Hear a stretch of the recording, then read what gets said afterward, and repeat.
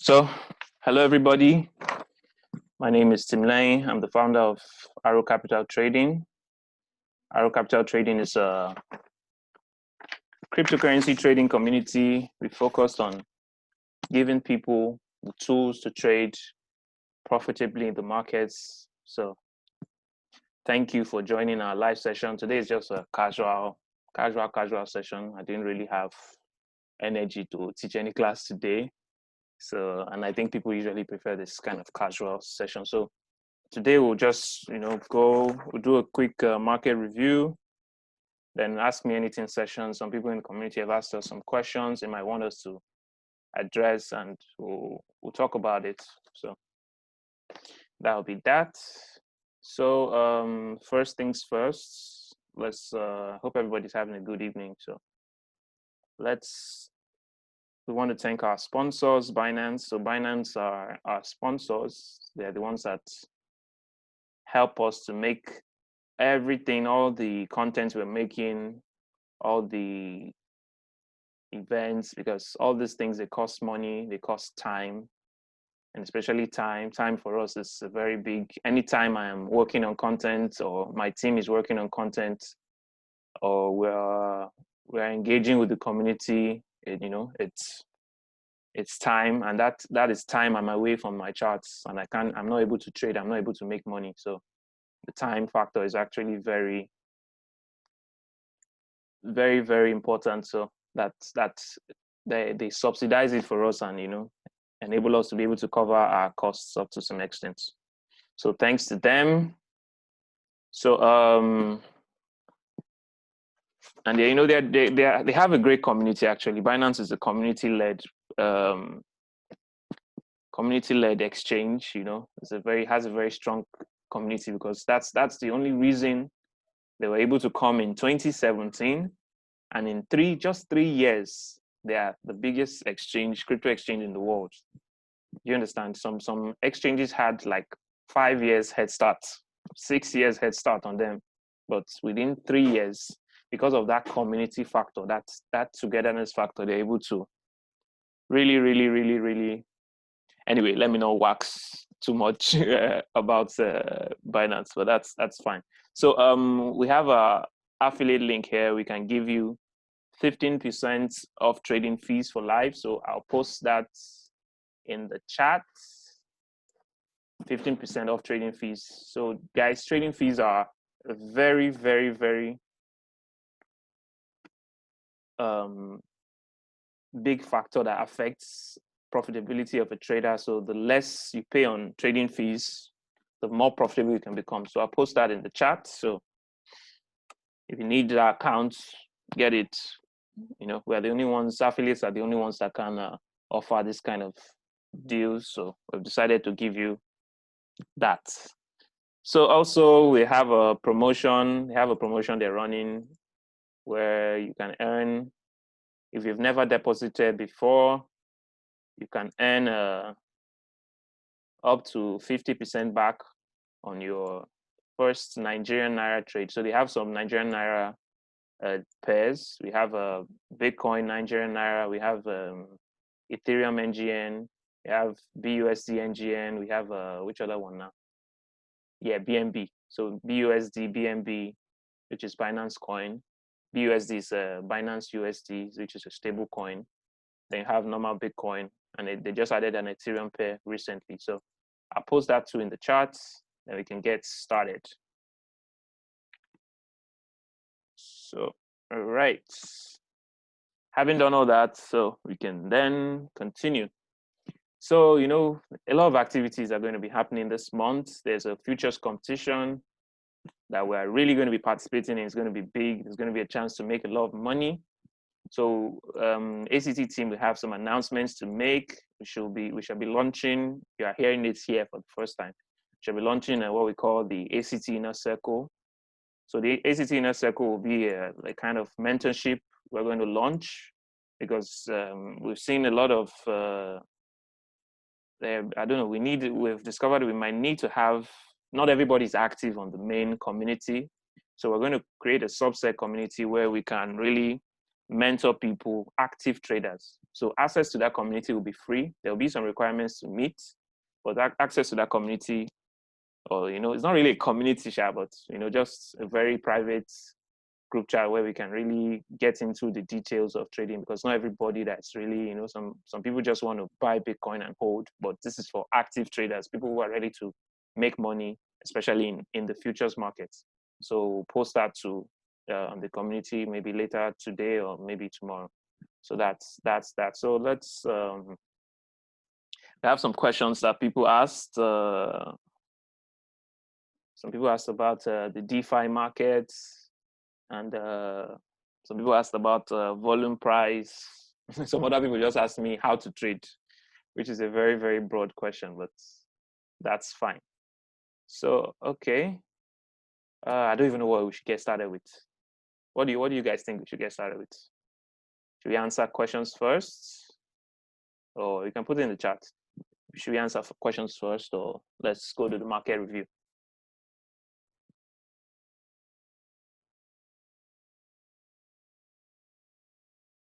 Am I still on? I hope everybody can hear me. Please just put feedback in the chat or mute, so I know I'm not just talking to myself. We know how internet can be in our country. No, because man, it's a very possible thing. Or maybe I've even muted my audio and I didn't know. All these things happen. So please just give me feedback. Okay, so Mr. Joe said, Joe, right? Mr. Joe, right? Yeah. All right. So Mr. Joe said questions. Hello? Yeah, but remember I asked you about that stop loss stuff. Oh, okay. I'm sorry. So I would let me, because sorry, I had already written a list of my questions. So let me add Mr. Joe's question. Stop loss. Stop loss on futures, right? Yeah, futures. Yeah. Futures. Okay. So I would use, to answer your question, I would use the I will use the desktop site, but it's still the same thing on the app. It's just they're the same fields. It's just a different UI, user interface.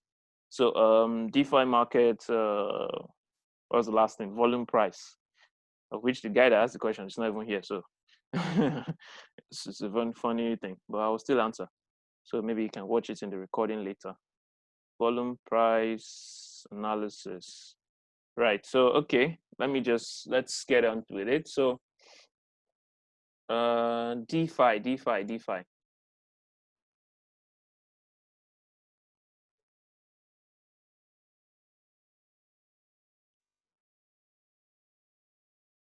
So okay, DeFi.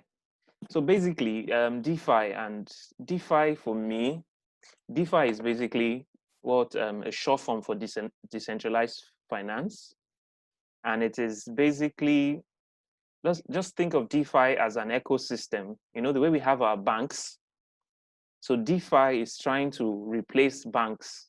Do you understand? So DeFi is basically an ecosystem of financial applications. I know some of us in Nigeria we're familiar with the fintech companies, them Cowrywise, them InterSwitch, QuickTeller. So those are fintech, right? Those ones too are trying to replace banks in some ways. Then PayPal is international. Then we have the MasterCards, we have the Swipes. Okay, no, so sorry, Swipe is crypto. We have the Venmo, PayPal, which other one again? Square. There's so many of them. So DeFi, just think of DeFi as one of those applications. So that you can probably send money to you can do some things. So, but what's the difference with DeFi? DeFi is built on blockchain networks, yeah? So, what DeFi is trying to achieve is they are trying to, create an open source, permissionless system. All the properties, I don't know if whoever was in our Bitcoin class, or if you know about Bitcoin, all those properties of Bitcoin and crypto as a whole, the open source, permissionless, transparent ecosystem. That's what DeFi is trying to do. So they are not trying to build a kind of banking and fintech application on that kind of thing. So, normally if you want to make a transaction, your traditional outlet is to go to a bank. You know, bank will act as the intermediary. You want to send money now from here to Europe. The banks are going to act as your intermediaries. So if you have a problem, somebody steals your money, they will tell you go to court. You know, court is going to provide like a. It's going to provide like a, what do they call it now? You know, when you want to settle your case, you have an issue. Somebody stole my money. They will go and tell you, fill police reports, do this one, do that one. Story. So what DeFi is trying to do is everything, just like your blockchain, that everything is done in code. DeFi too wants to, you know, every intermediary, every what they call, you know, settling case in law is called arbitration. Well, you know, they really want to, they want to stand, the code will stand in the gap as an intermediary or arbitrator. So that code will, it will specify, oh, okay, let's say I am Mr. Joseph now. We want to enter, let's even say, we want to enter a bet. We say, this season of Abi Premier League just started now. Arsenal is top of table. We say Arsenal is going to, I am Mr. Joe, we enter a bet that Arsenal is going to win this Premier League. However true that may be, I don't know. But we enter a bet. Me, I say Arsenal will win the Premier League. Mr. Joe says, no, Arsenal is not going to win this Premier League. So we can put this bet, this is our bets, and we say, okay, we are ballers. We both have one Bitcoin each to place on this bet. So we put one Bitcoin. We can place this our bet on a DeFi application. There are some of them that already exist like that. So what will now happen is everything that can possibly happen, every possible outcome of that our bet, we can put it into the code. Do you understand? So I don't have to, for example, now, you know, normally the way I would have done it is I would have deposited my money on Bet Ninja or something.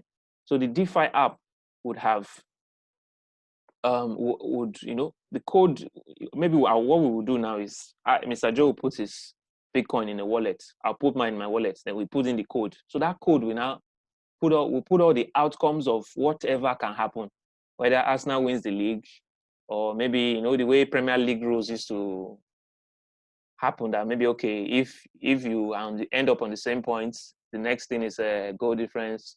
If you end up on the same point, same goal difference, the next thing is, you know, all those things all those possible outcomes, we put it in the code, and, you know, and say, okay, if this situation happens, the bet, maybe like see this issue of COVID that canceled the season or almost canceled the season. So let's say there's something happened, act of God, and the season was canceled. We can also put into the bets that, okay, that code will just return the money to both parties. So that's what DeFi is, you know. The code specifies everything. So there are use cases for DeFi, including borrowing, lending, but even traditional banking, you know. Then one very important one is what we call DEX, or decentralized exchanges. So these are exchanges, we have some already that exist. These are exchanges where people can trade, you know, now if I want, Binance, for example, now is a centralized exchange. So if I want to trade on Binance, I have to trust Binance with my money. But decentralized exchanges you don't need to put your money into the exchange. I will hold the money in my wallet, my Bitcoin, my whatever, my Ethereum in my wallet.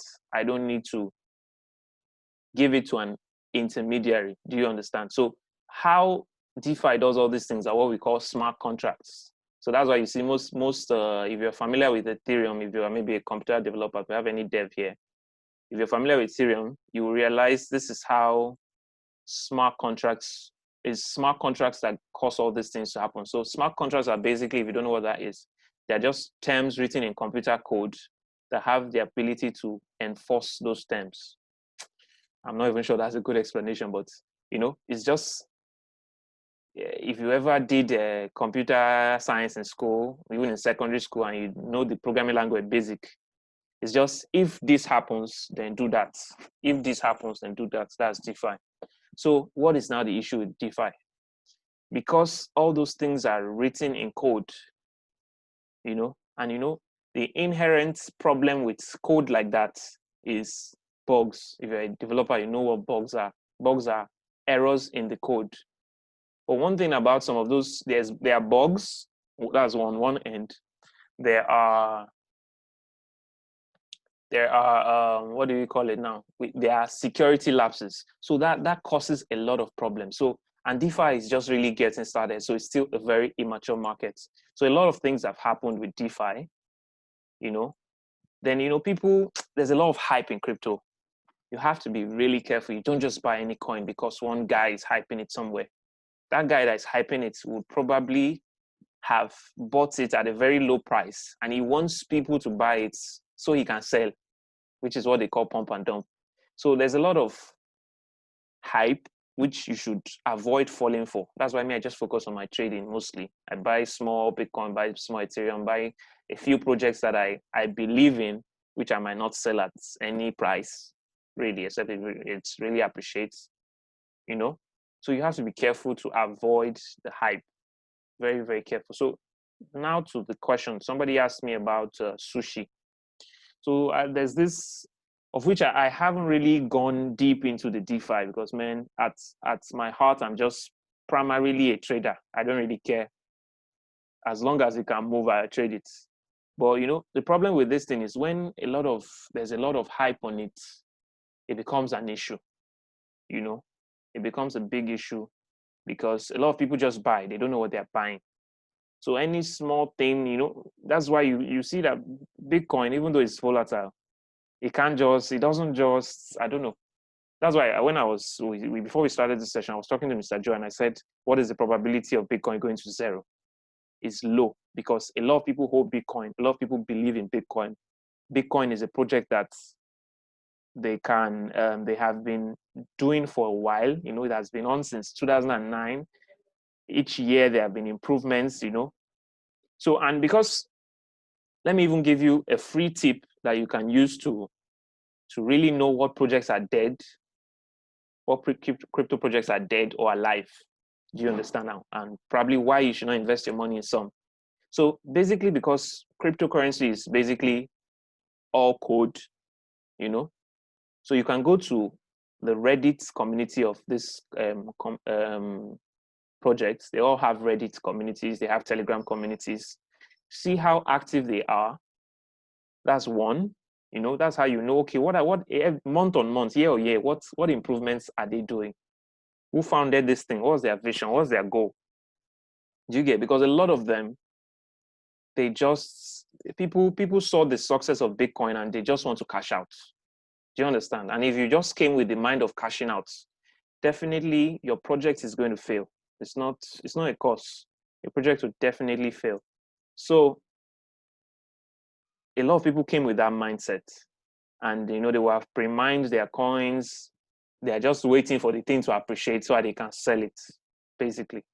So now let's go over to Uniswap. Uniswap is a DeFi protocol for swapping tokens on Ethereum. So basically, it's like an exchange, but that's what it is. I can put in my Bitcoin and collect USDT, that kind of thing. I think you pay a little fees, some little fees to them. So this sushi just started, and I don't know, and I don't know. They've dumped the owner, just basically japa. That's if you don't know if you the owner just ran away, and the token price just dropped. So I haven't really. I'll probably write an article on DeFi very soon. For our team, we'll work on an article on DeFi and really explain. But what I would just say for now is really be careful. So, okay, let me just quickly address Mr. Joe's question. I think we've spent a lot of time on DeFi already, and you don't tire me. Let me address Mr. Joe's question. So I'll fire up my Binance. So, Mr. Joe, what futures, right? Future stop loss, right? Yes, features. All right. So I would quickly, although we have a tutorial video we just did, but you can check that out later, maybe after the call, or I'll just show you live, just in case that might not be clear. So I'll do that right now. I'll share my screen. All right. So okay. Yeah, I want to quickly go run over to some market review. You are using the web, isn't it? Yeah, I'm using the web, but it's still the same. It's still the same. I Same trade thing. with the web. I don't like the app. Okay, you use the web. Oh, okay, okay. You're a guy Yeah. like me.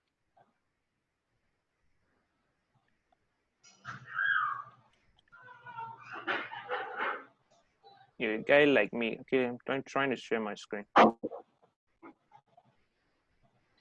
Okay.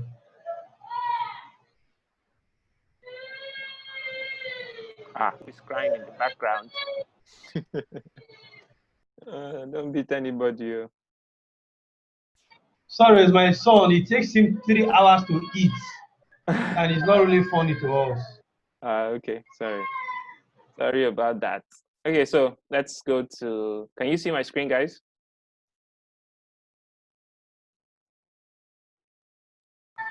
Yes, I can say it. Okay, you can see my screen. Beautiful. So, okay, please let everybody mute so that we don't have any feedback because we're trying to record this.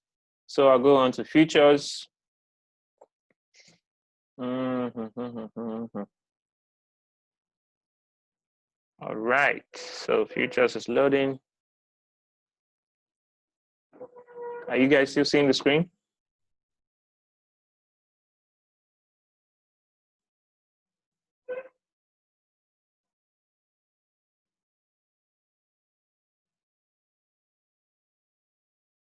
Are you guys still seeing the screen, still hearing me? Just make sure, make certain I can go ahead. You can go ahead. You can go ahead. All right, thank you. So, okay, let's look at, this is the futures exchange interface. So basically here you can trade. I think this is the new version. Yes, This you don't, page you are on is the new version. yes, you don't use this. It's the old one I normally use. You would like to migrate to this new one, it's better. Okay, go ahead. Let me see the so long I can But get the concept. yeah, still the concept is the main thing. So this is what we call the order panel. Yeah, so we have about 3 or 4 or 5, I think about 5 or 6 types of orders. We have the limit order, we have the market order, we have the stop limit. Here we have about 3 orders here. So we have stop limit, stop market, trailing stop. So I'll explain these 3. So because they are all the stop losses. So this is the way it works. For the stop limit, I've clicked on the stop limit now. We have 3 fields here. So we have what we call the trigger price. Okay, we have the price, we have size here, right? So this is the way it works. So now let's say I place a trade. Let's look at the chart now. What chart is this? Okay, let's look at 4-hour chart. So, okay, let me see if I can find so I just make it very clear. So, okay, let's say I place a trade and I place a long trade. Let me see. Oh no, let me go 1 hour short-term trade.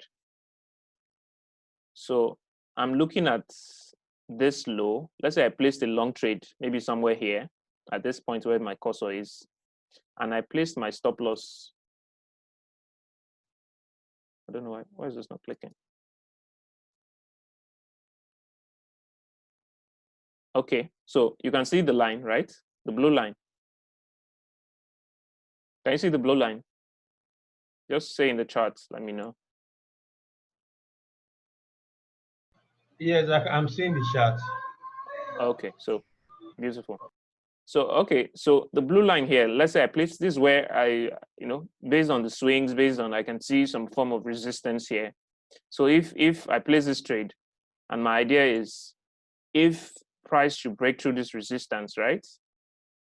And you can see the level, this is 10,200. If price should break through this resistance, my trade is wrong, right? And I want to be out of that trade. So that's where I placed my stop. You understand me? So we can see the current price here. So what happens is if I want to place a stop, this is how I would do it. So that trigger price is the price at which I want to be. If price should get to that point, I want to be out of the trade. So that here I have 10,212. So I'll put that in 10,200.12. So, okay, no, sorry, I put 100,000. So 10,201.12. So that is the trigger price. So what does the trigger price mean? The trigger price means that at this point, if this price should get to 10,200.12, it will now place my order on the order book. You know, this is the order book here. It will place my order on the order. It will place my trade on the order book. Let's say I bought. It will place my trade on the order book to sell. Are you getting me? So now, what is now the difference between the trigger price and this price? So this price, if I want to place this price now, I'll put it at about 10 to, no, not, okay, I could put it at 10,200 actually. It wouldn't really matter. No, sorry, that would be, I want to sell, right? So that would be 10, I can put it at 10 to, yeah, 10,200, 10,200. I get these things confused sometimes. So 10,200, I'll just put it at 10,200. So what is the difference between this price and this price? So the way it works is price will trigger here, right? So what will happen is at 10,200.12, which is my trigger price, when price gets to this price that I put here, an order for, let's say I sold 1 Bitcoin, right? An order for 1 Bitcoin will be placed on the order book, and I'll click sell. Do you understand? It will be placed here to sell and close my trade. Do you understand? So why did I put why are these two? Why didn't I put the same prices? It's really simple. Although it might not really apply to me because maybe depending on the size you're trading. So what you want is because of the way this market is volatile, and even any market really, because even if a market is not typically volatile, there could be situations where it could just suddenly become volatile. Even if people that trade Forex see that scenario playing out. So the reason for the difference in this price is the way the order book works.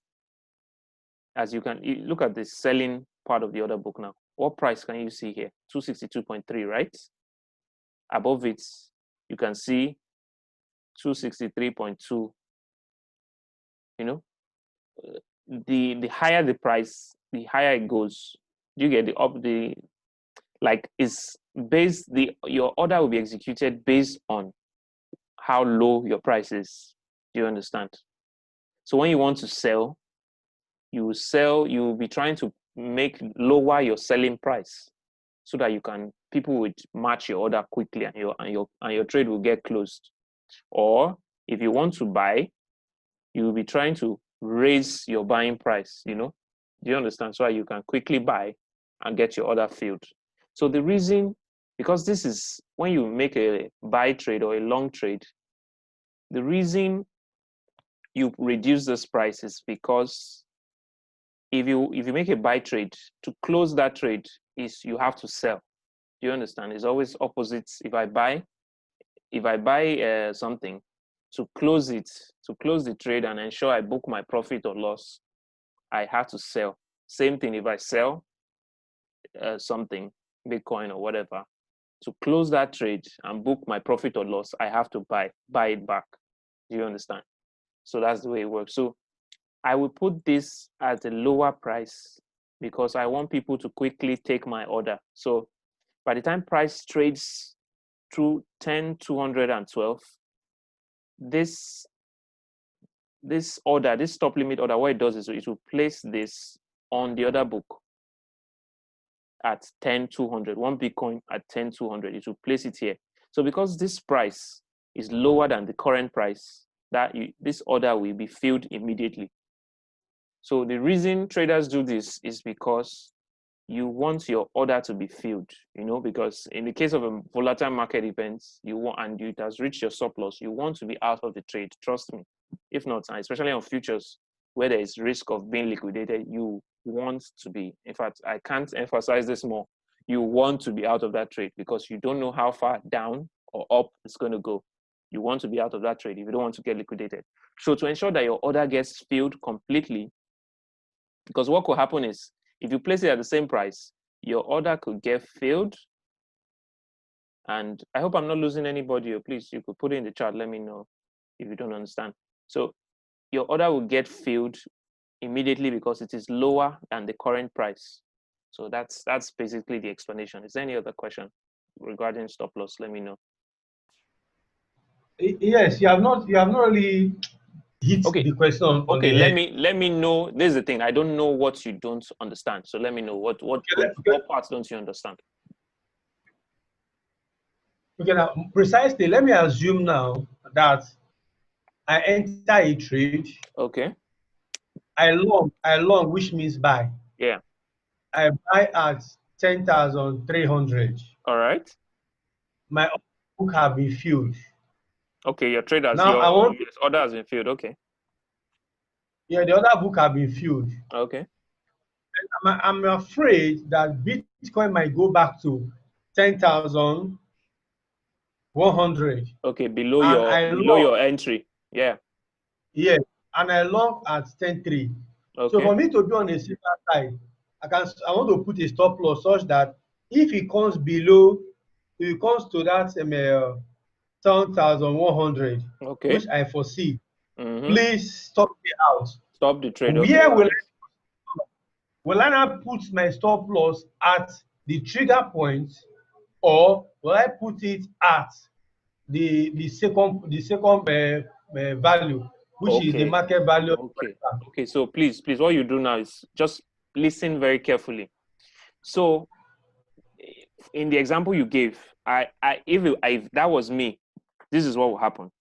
I will put it at 10,100. Mm-hmm. Then that is the trigger price. So that is the price at which that order will be placed on the order book. So for the second price, now watch what I will do. I will put it at 10. I'll put it at 10,099. Maybe 0.5. Sorry. Maybe 0.8 or 0.5. Do you understand what I just did now?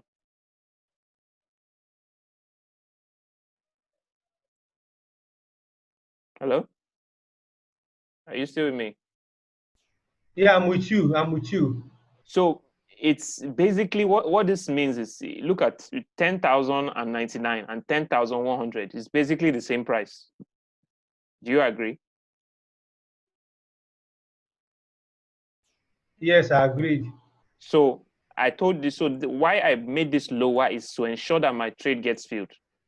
Alternatively, depending on how much you're trading, if you're trading a small account, you can put it at the same price. It probably won't matter. Do you understand? So you can put these two at the same price. So what this will do is that at 10,100, it will place the order at, it will place an order for 10,100 and close your trade. Do you understand? Yeah. So the only thing, okay, I'm listening to you.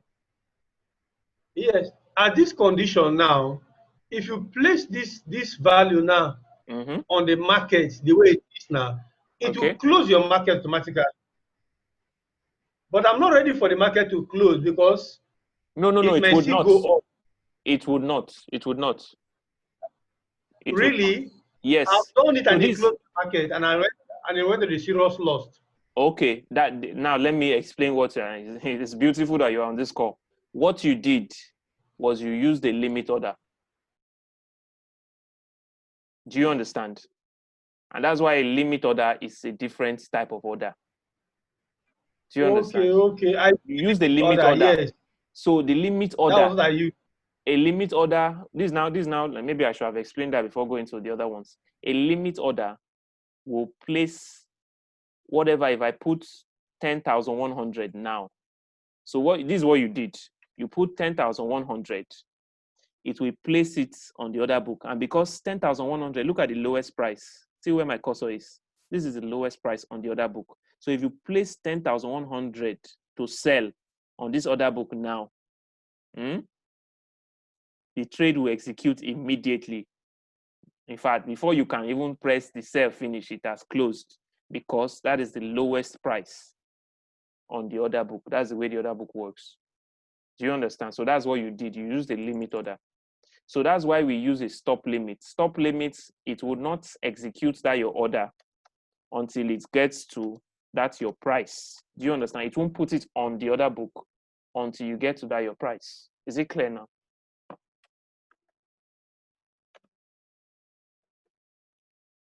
Is it clear? Yes. So that was just the error. That was the error you made earlier. So another option is stop market. So stop market is the same or similar to stop limits, but the only difference is you put your trigger price. This is another preferable one too. You put your trigger price and you put your full position size. You put 100%. Just drag this slider here. Drag it. Put your 100%, 100% there. 100% of your trade. So what this one will do is it will just put it on the market. So market order it will match with as much as let's say it's 200 Bitcoin. Say if you are trading, it will match 200 Bitcoin down. Now you are selling, so it will as 200 Bitcoin. You can see these are the sizes of Bitcoin here. It will match 200 Bitcoin down at any price. Do you understand? So most people don't really like market order because it will match all their 200 Bitcoins at any price. So the price that it will now be calculated at is the average of all these prices here. So do you understand? So the problem with market order sometimes is you won't get the price you want. Do you understand?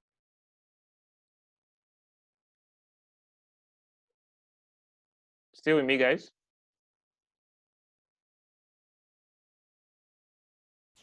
Yes, I'm still with you. Okay, beautiful. So that's just that. So let's just quickly, we'll spend a lot of time on DeFi and stop losses, and let's quickly get to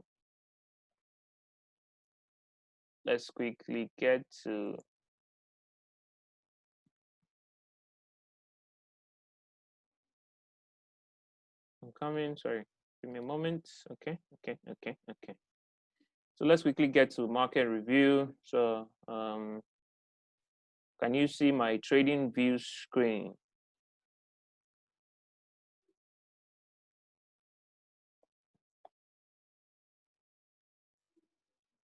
Can you guys see my trading view screen?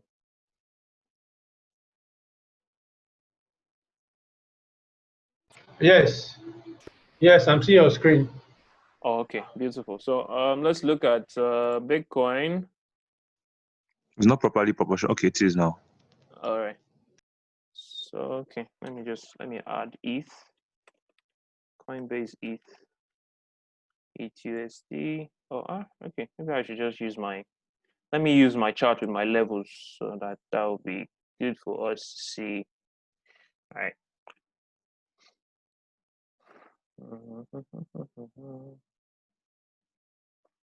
All right. All right. So don't mind I like keeping my chart messy. So they'll just have mercy on me. So forgive me.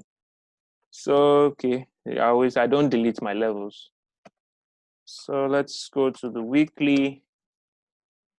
So on the weekly, this is where we are. So last week was a bad week for Bitcoin, as we can see. You can see right here, we had a 12, almost, I think about, let me do the trading view.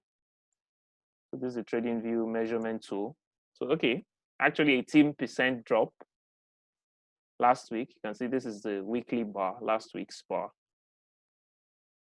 So an 18% drop, which is quite crazy. So basically what this candle came to do was to retest this weekly level. So you can see where I mark the charts here with the weekly levels. I hope these levels are a bit clear.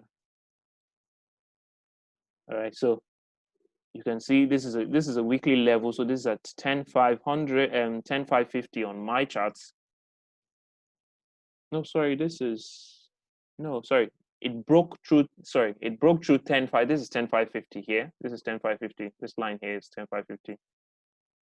Then this other line here is level here is about 9,974, which is basically 10K.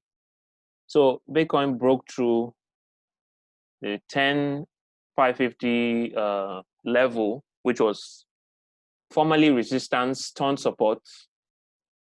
But you know, when resistance is broke, when when resistance is broken becomes support, potential support. When support is broken, it becomes resistance. So it broke former resistance, which turned to support. Or wait, can we say it turned to support? Really? Okay, on the weekly time frame, if we can see here, this is when it broke through. This was in July, right here, where my cursor is. This is when it broke through 10,550 for the first time, you know, and it didn't come back. It came back to test it on which I think about the 4-hourly time frame, but it didn't come back to test it on the weekly time frame. So this is the first time it's actually coming back to test this broken level. Excuse me. It's coming back to test this broken level on the weekly time frame. So it broke through this level. You know, this was a bad week that we've had in a while for crypto. But you know, funny enough, the thing about these things is, if you can correctly call the markets, you can't even say this is a bad week. This candle here now is a splendid week for some people, for bears, for people that are bearish, and they made this prediction. This was, in fact, they would have been partying. That's just it. So at the end of the day, let's try to remember one thing, that as traders, you can have your investments here, but as traders, what we trade is volatility. So some people were excited to see this. Trust me. They were happy, they were pleased. So as long as you made your correct prediction, you have been pleased to have this, imagine 18%. You can imagine, and if you are trading on leverage, you can imagine how much you can make if you called this. And some people actually called this on Twitter.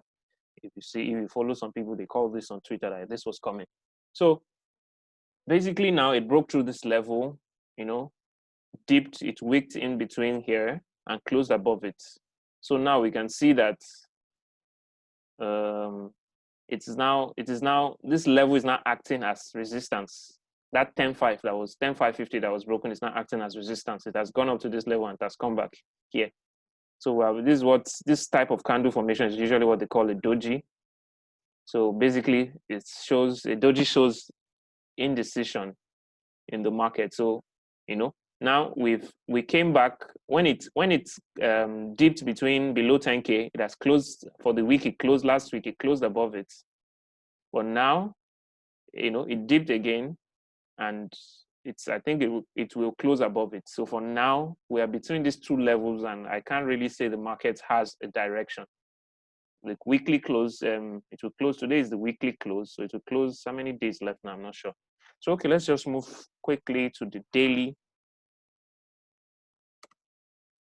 So on the daily, so the daily presents a much clearer picture for me. So this is when we broke through 9.5. This is when we broke through weekly level of 9.774.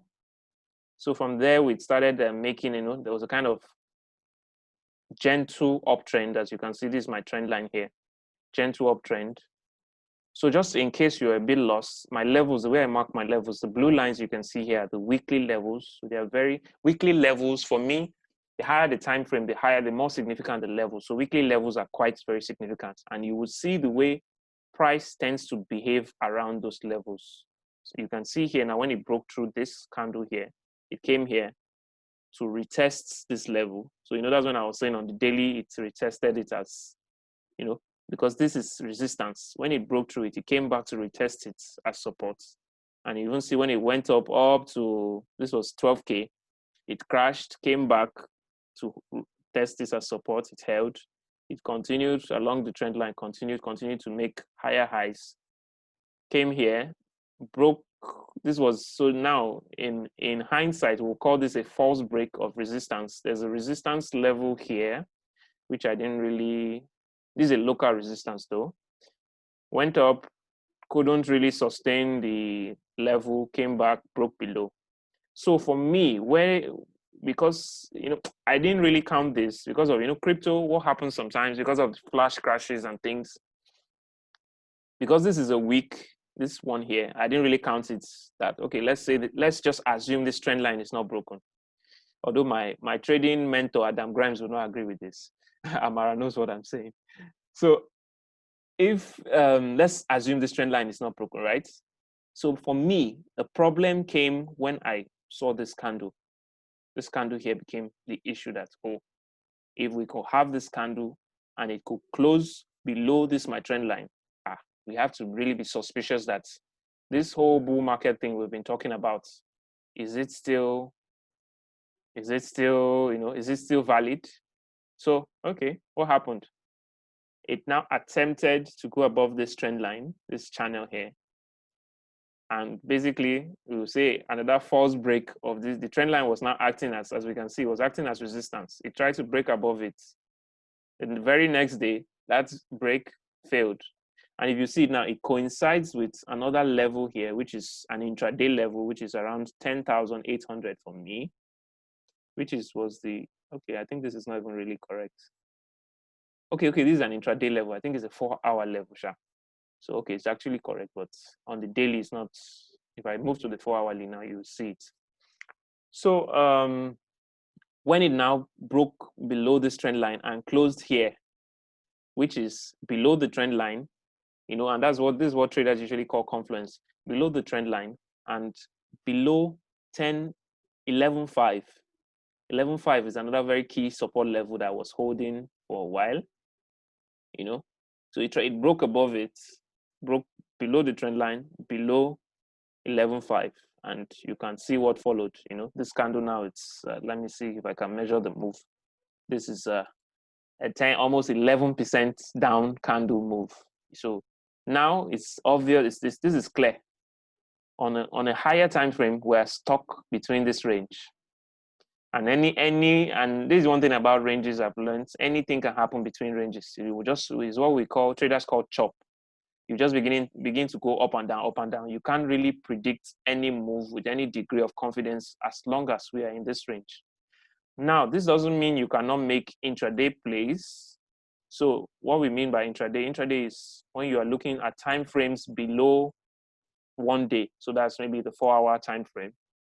So, for example, when this held as support, you could have made the play to, make a long trade from maybe, for me, if I wanted to take a trade, it would have been from here when it dipped below this candle that dipped below support. This is a 4-hour and closed, open here, dip below this 9K very critical support and managed to rally up to close above.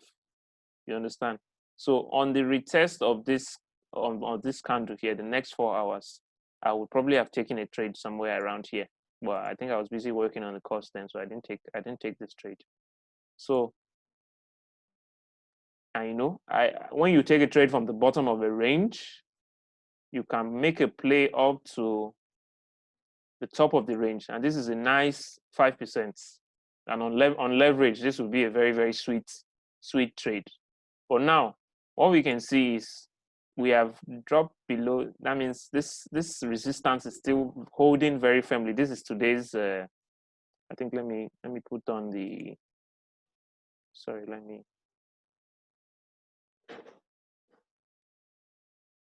put the session breaks. So these lines mean the days. So this is 12th. So this is today's trading activity after this dashed line here. So basically, we have met resistance and price is coming back down. So I wouldn't be surprised if it comes back down to test this let's say 10K. Let's just round this level up to 10K. So for me, that's the market review. We're still in a lot of chop. So for me, I prefer to play the swing. I don't really like day trading.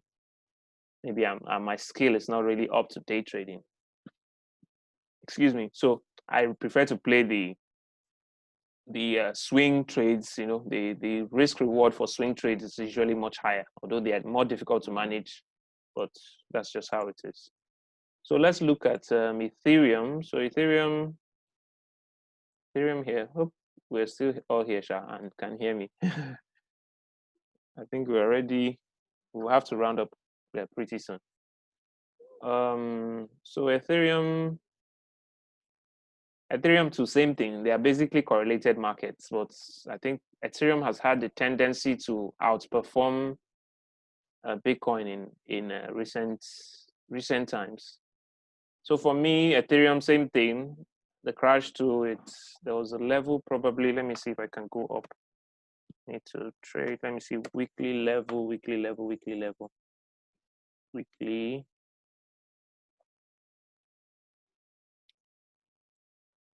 Next significant level for me here should be around. Well, yes, okay. So for me, the next significant level was around. Funny enough, it's not on my charts. Maybe because I think I thought price would not get there. Sorry. For me, next significant level was around here. That would be. Why is this thing?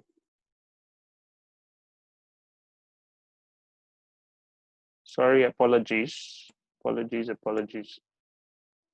So the critical level for me was around here. So that should be 500. You know, that's the next resistance that price was supposed to reach towards, but it didn't even get there. So it stopped around. The high here was 488.84. So it didn't even get to 500, and it quickly crashed back down. So as we can see now on the higher time frame, as I said, all these my blue lines are usually weekly support levels. It dipped between weekly supports and managed to rally back and close above. This support level is, I think, 366. Yeah, 366. So it dipped below it. But I bought a lot of Ethereum below 366 because that's a very key level. Although that was on spots, not futures. So it dipped between this and closed above. Then this week now it tried to go above, but met resistance at 400. Basically, it didn't even get to 400. I think the high was about 390. Yeah, so it met resistance at 390, which we'll see now in the daily charts.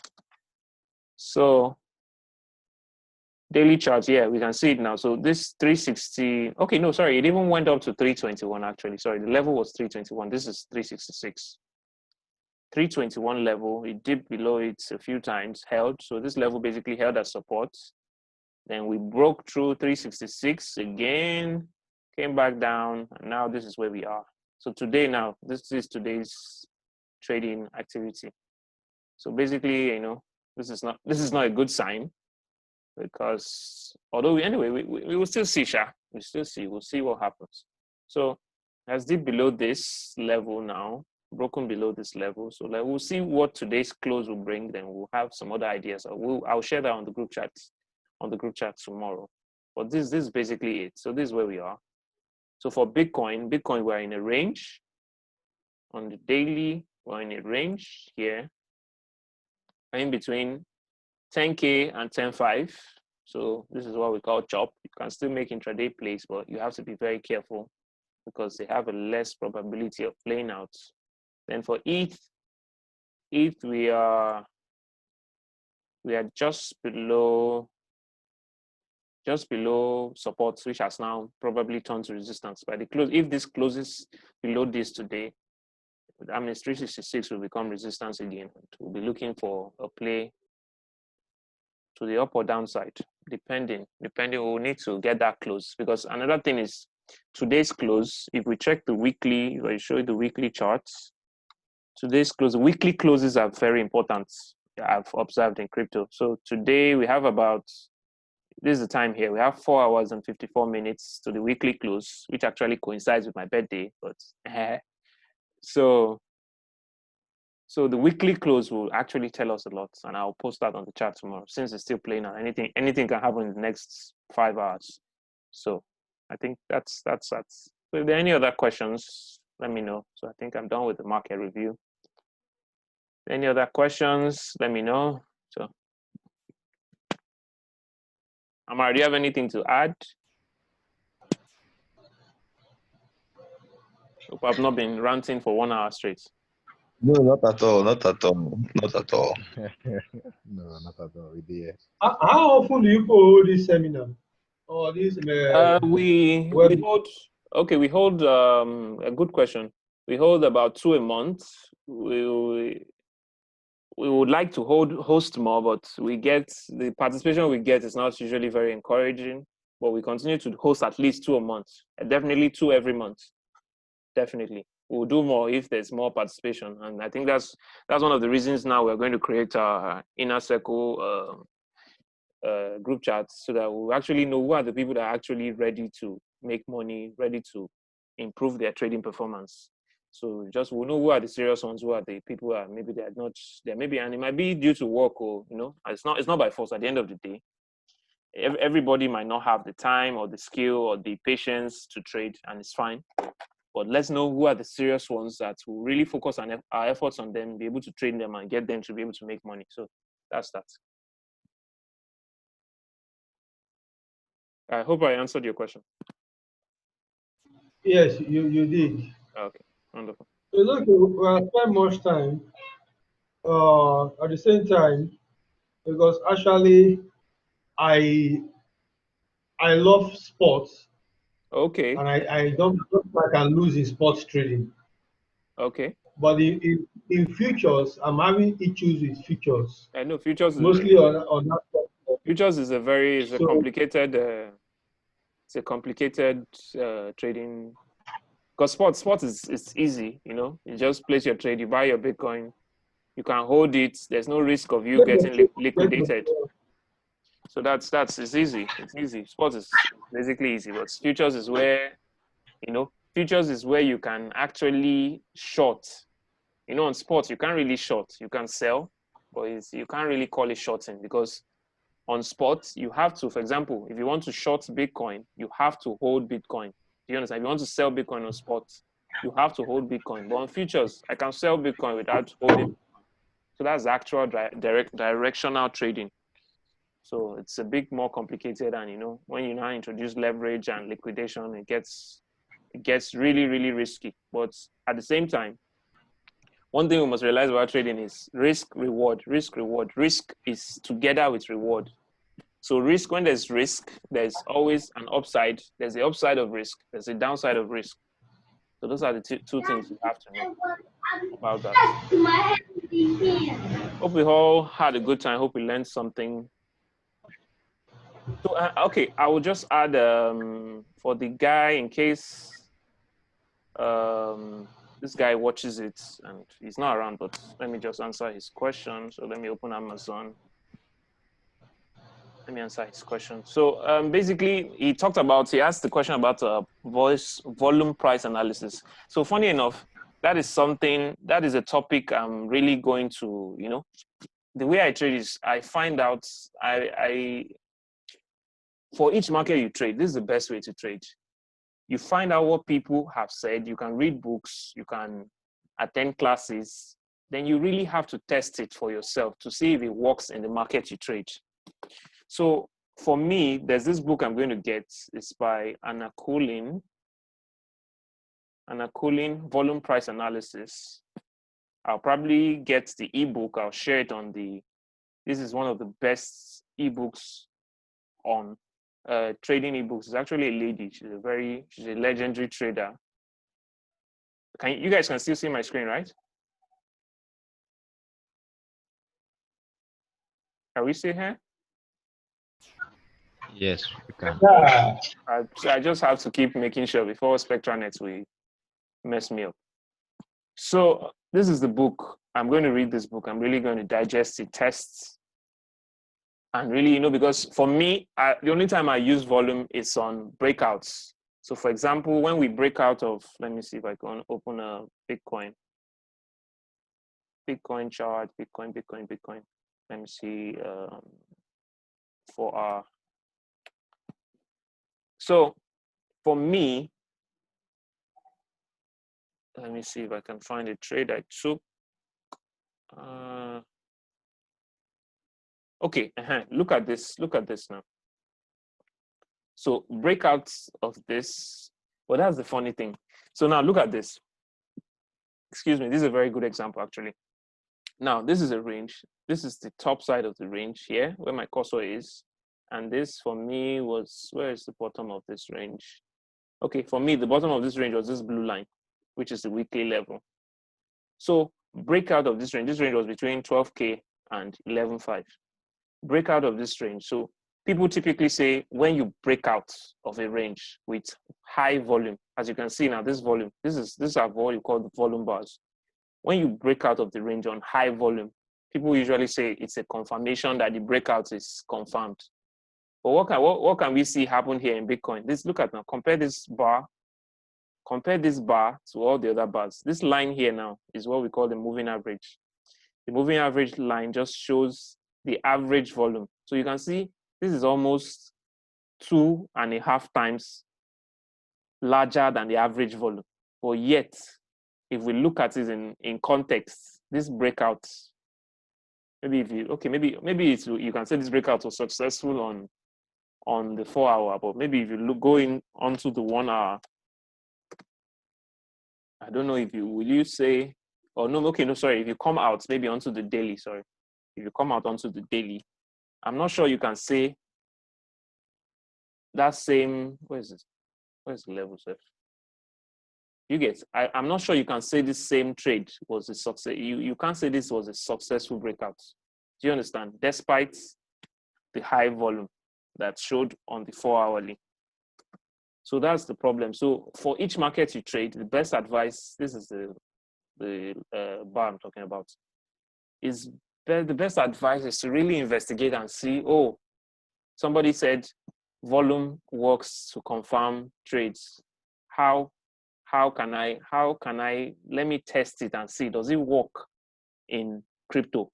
If you're trading Forex, you do just test it and see, does it work in Forex? If you're trading stocks, you test it and see, does it work in, so when you are placing your trades, you can have confidence. So for me, I'm yet to really, I have not seen the evidence that volume really confirms anything in crypto. You understand? But I'm still going to test. So that's why I'm going to read this book. Maybe as I'm reading it, I don't know if I'll read it this month, maybe next month. Well, I'll try and see if I can get an ebook and post it on the group. So I'll read it and I'm going to really test it and see what does volume do for us in the crypto market. So that's the answer to that question. So is there anything else? So if there's nothing else, we'll just end the session. Everybody can go and chill this fine Sunday evening. I don't even know, is there still any match on? So any questions, guys?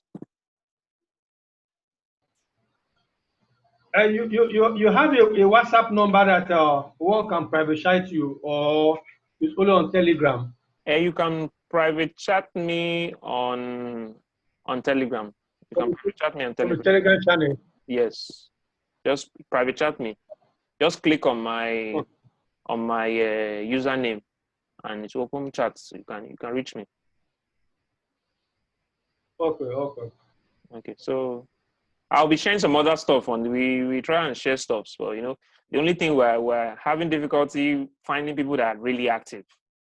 A lot of people just come and go. We're looking for people that are really active so that we can really learn, we can really push our knowledge, and you know, the whole purpose is to try and get better at trading, try and earn more money. So that's what we're really trying to achieve. And so someone can as well share his experience of the group. Sorry, come again. What are the rules of the group? Someone can share his experience and ask questions freely so long he's on crypto. Yes. There are some rules. If you check the group when you joined, or if any other person joins, there's a welcome. Let me even, since my screen is still on, let me just show you. So okay, let me see if I have my Telegram open. So okay, this is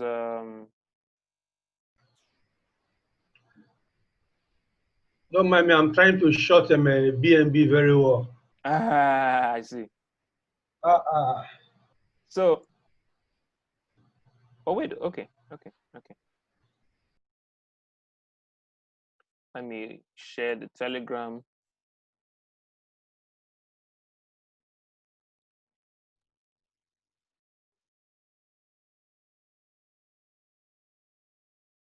So can you see the Telegram screen?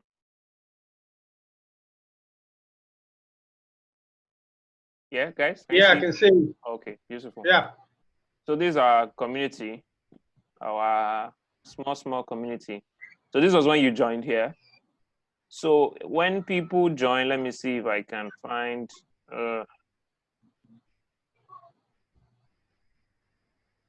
okay, maybe I can't find it. Let me just go to the bot itself. So when you join, so this is it. When you join, you see this. Do you get? When you join the community, this is the welcome message. So you can all this that you see here, they are links. They are all links. We put it there so that you can understand anything you want to know about us. For example, if you want to know our rules, if you click it, these are our rules. Do you understand? And we'll still add more from time to time, but these are our rules. You understand? We don't allow scammers. We don't allow people that will be posting rubbish, and we don't allow people we don't allow you to promote another. No promotions of any sort. They are all there. No insults. No, trying to keep the whole community decent. So these are our rules. Then you can check we have our ethic, frequently asked questions here. We have our teaching method, the way we teach people. We have a survey just to know your level of knowledge. This is to get a Binance account. If you are new to crypto, you click here. Into this one. If you're new to crypto, we have a short post that can teach you all you need to know here. You understand? If you're new to trading, have some resources. So we also share resources that we have learned from, and we think you too can learn from. So those resources are here. So that's fine. So usually this call too will also record and put on YouTube, and it's being recorded currently. We'll put on YouTube, and we will post on the community. So it's just what we're really lacking now is support. So please, if we post a video, we post an article, just help us. It just helps us know that we are not just writing this thing and nobody's finding it useful. Do you understand? So let's just comment, like, share, subscribe, all the press all the button you can press, just press. You understand? That shows us that people are actually getting value from what we are doing, and we're not just wasting our time, because sometimes it feels that way. So thank you all for coming. If there's no further question, we'll end the call here. So are we fine? Mr. Joe, are you fine with? Thank you for sharing with us as usual. Yeah? I will say thank you for sharing with us as usual. Yeah, man, you're welcome. So let me just even add this. Futures trading competition starts on 21st. Binance Futures. We're going to be madly crazy active. We're about to make a whole lot of money. So we'll post only people that will join our inner circle will follow you'll be able to see our trades, you'll be able to follow our trades, trade with us, make money. And there are a lot of freebies going to be up. So we're going to post that. But these are for only active traders. If we are ready to learn. And see, there's no requirements. There's no knowledge requirements. There are just basically two requirements. Support us in every way, in terms of no money involved, actually. Just support us. Although my birthday is tomorrow, so I can still post my Bitcoin link. So if you want to send me something, but that's totally up to you. So just two requirements: support us in any way. We post a video. Please watch it, share with your friends, like, subscribe, comment. We post an article, like, subscribe, comment, or whatever. I'll clap, whatever. Doesn't really matter. Just support us. If you don't have a Binance account, sign up on Binance. We give you a percentage of your trading fees back. We take some to, these are fees that you actually pay to Binance normally, but give us small share out of it, we don't mind. It's actually very small. They're actually pennies, except you are trading on futures. So, all those little things so that we can cover our costs, For example, this Zoom now, as by the time we will probably have to start paying for the Zoom call, So all those things are time and a lot of other things. We want to be able to cover our costs. So that's why we need your support. So thanks for being here, guys. See you another time. We've already spent a lot of time already, so I'll end the call now. Amar, do you have anything to add? Amar is one of our partners here, part of the ACT team. He's behind the scenes a lot of the time, but he really does a lot to help us. So, do you have anything to add, Amar? No, I don't, man. As much as I would love to, one reason why I usually tell to me, one reason why I don't do so much on the front end on the group chat is just simply because I don't trade in the crypto space. Yeah, he's a trader, but he doesn't trade crypto. So my relevance is still quite limited on the front end. So, but for now, I don't have anything to add. But it was nice with the session you just shared with us. Okay, awesome, man. Thank you guys for being here. It means a lot. So we'll end the call, and if you want to, I'll put my account number on the chat. If you want to send me money, you can send me money. So thank you guys for being here, man. God bless you all. See you some other time this month. Where did they end this course at? Okay, yeah, thanks, Cheers. Yeah, thank you, man.